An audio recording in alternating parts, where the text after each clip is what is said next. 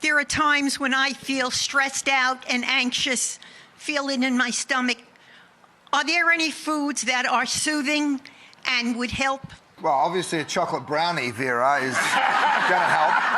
Obviously. But I don't know what the doctor's going to say. Dr. Ian? No, seriously, Dr. Ian, ginger? Well, I think that ginger is one thing. Ginger in hot water, maybe? Yes, and you want to try things that are warmer, things that can coat your stomach.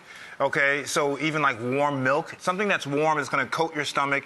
You know, basically when you have an upset stomach, you have a lot of acid in your stomach to help digest the food. And sometimes you over-secrete or overproduce the acid. And so you kind of want to just calm it down. And so warm liquids are very, very soothing for that. Yeah, I love ginger tea when I don't feel too great. I find it very calming. But warm milk, that's an oldie but a goodie. Absolutely. If that doesn't work, a vodka martini. Yeah, thank you. I don't think the doctor would agree with me because it's all about acid, but I find that a half a bottle of red wine does me just fine. So I actually sleep about 2 to 3 times a night for about a few hours. I wake up, and by the time my alarm rings, it's time for me to get ready for work. Do you have any food recommendations for my insomnia? Well, first of all, let's talk about sleep and melatonin, okay? So everyone's heard of melatonin. Melatonin supplement, you take it to go to sleep. So basically, melatonin is a hormone. And it puts your body into a peaceful restfulness, which prepares you for sleep. So it promotes sleep. And what happens is it's related to the time of the day or the light of the day. So when it's light outside, your melatonin levels dip, and you're awake and feeling great. When it's dark outside, the brain, your pineal gland, secretes this melatonin, and it goes up. And so it says it's time to go to sleep. Most of us secrete enough melatonin, but 2 things happen. 1, as you age, you may not be having enough melatonin. Or 2, from a physiological standpoint, the melatonin is not doing its trick. So there are some foods you can eat. I have here, we're going to make a little yogurt parfait, okay? And basically there are 4 things that are important for your melatonin, okay? First of all, you want to make sure you have calcium, you want to have magnesium, you want to have protein, and you want to have vitamin B6.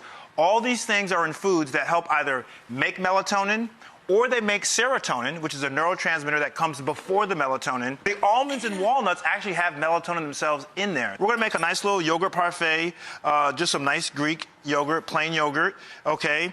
And what I like about it is that you can typically have about, I always believe before going to sleep, 200 calories or less should be your snack. A snack is not 500 calories. So you have some yogurt. Low-fat yogurt is great. It has the protein in it and the calcium that I just talked about. You also want to have some berries in it.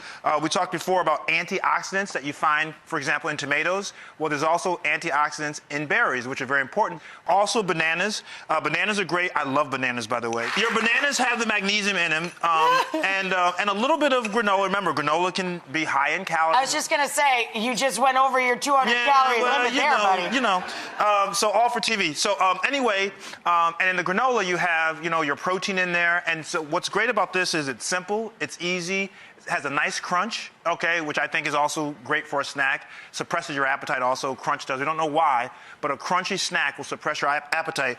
But this is all you have before you go to bed. Hey, it takes about 2 what hours. about the nuts I was eating? Yeah, you could add You're not going to use it? Fine. You could add nuts. Nuts are I great. want to